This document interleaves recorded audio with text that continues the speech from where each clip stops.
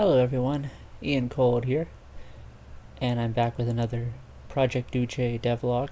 So, I know you probably haven't heard from me for a while, and there's a bit of a reason for that. I spent the last few weeks mostly moving to a different time zone that's 2 hours different. So, I've been pretty busy with that and my first week of work at the new location, but things are starting to settle down now. I'm moved in and I'm going to see to start back up Project Duce.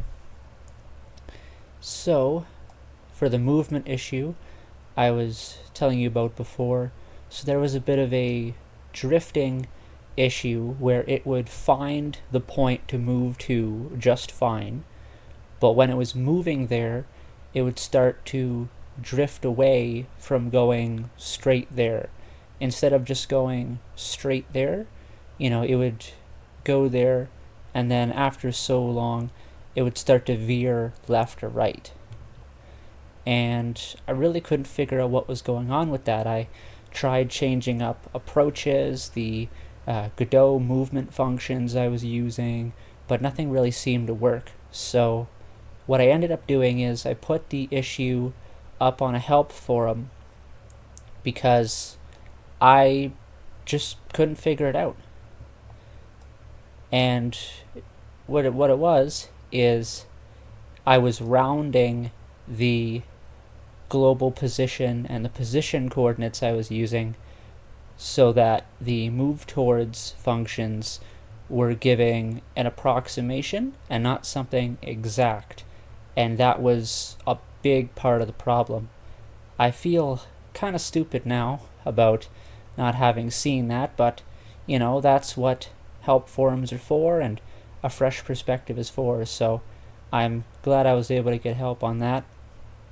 So for the next few weeks, I'm going to try and make some more progress on Project Duce now that I'm moved in, so I can show you guys how things are progressing.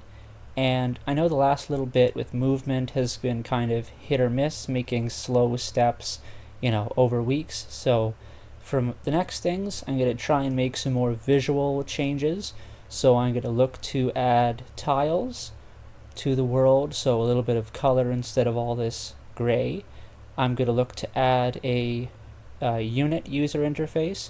So kind of like in Total War, when you select a unit, a bunch of buttons appear on the bottom of the screen about telling the unit to move faster, to stop, all these different things. So I'll see about setting that up, and also just a general user interface, for things like the treasury or, other things that the player would need. And for Over Yandere, so Steam release is coming, so let me tell you exactly where that is. So the store page has been approved, and I'm working on getting the build, so the actual game files itself, approved.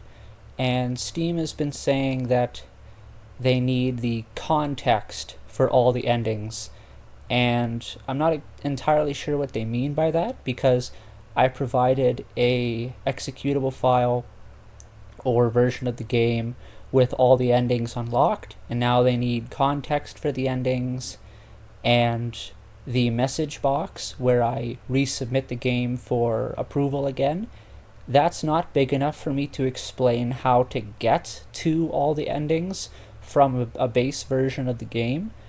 And I told them that, and I asked them for clarification for what exactly they mean by context for all the endings, but I haven't heard anything back yet. But I'm still hoping to have that Steam release up by the end of September, and I will keep everyone posted on that. So yeah, that's where everything stands. Sorry I've been quiet over the last little bit. The last couple of weeks have been very busy, but I just wanted to make this update to let you know that thanks for waiting, and things should progress again going forward. Thank you all for watching and staying tuned. Remember to like and subscribe. This is Ian Cold. Thank you for watching.